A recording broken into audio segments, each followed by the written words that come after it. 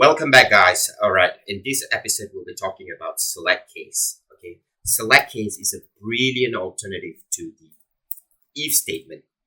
Okay, however, the select case is not the equivalent substitute of the if statement. Okay, it's good if you're trying to do something simple, but it has its own limitation, which means that it can never replace the the if else if construct in its entirety.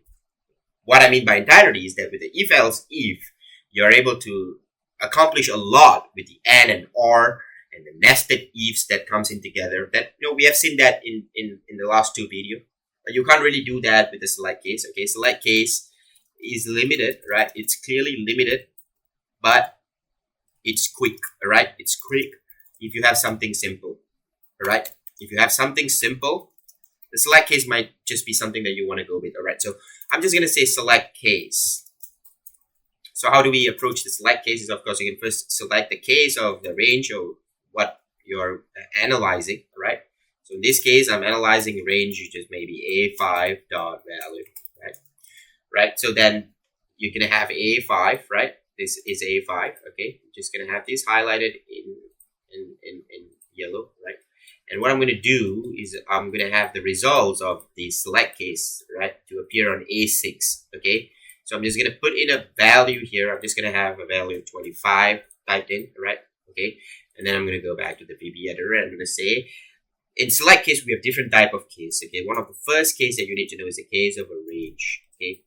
For example, if you have a range between 200 to 400, 1 to 200, right? If I have a case from 1 to 200, what I want to say is that range, if a range A5 is between 1 to 200, then I want to return the range, the results at A6 dot value as poor. Okay. Then you have the case of individual. Okay. So these are individual cases, right? It can be strings, it can be numbers. If it's string, you have to put a double quotation. Otherwise, you can, if it's numbers, you just have to leave it this way, right? 202. So I'm just going to say 203, 204, 205, okay?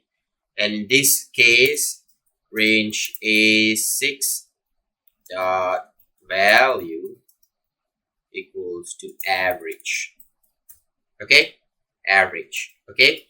And then you have the case of greater or less, okay? Case of greater or less, okay? So how do we express greater in VBA? Just greater is simply like that. Less is just this sign, right? The less sign. And greater or equal is a greater, and then you have the equal, and then you have the less, and you have their equal. Okay?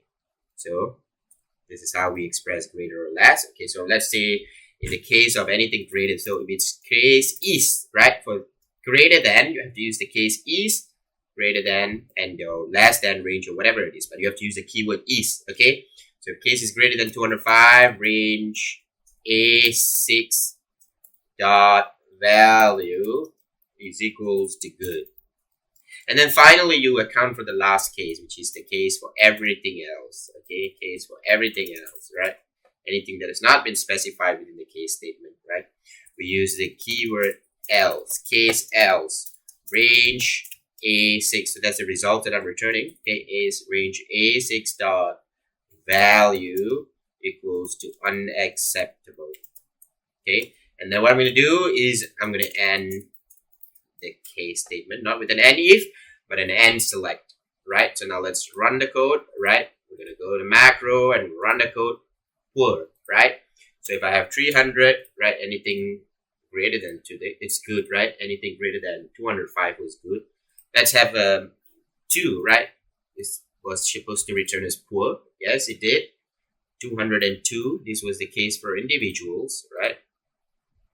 Run. Okay. Average. Okay. And anything else was acceptable. So let's have a negative range, right? Run. Okay. So let's just have a text string as well, right? Let's just say hello. Right? Hello. Okay. And then I'm just going to type in hello. And I'm going to run the macro average. Okay. right? Because hello is a string, so that's how you specify strings. Okay, that's about it, guys, for a select case. Very simple stuff, but it's very limited as well, right? So it's not the exact substitute for the if else if construct, but it can still accomplish quite a bit. Okay, so something that you should be definitely having in your toolbox.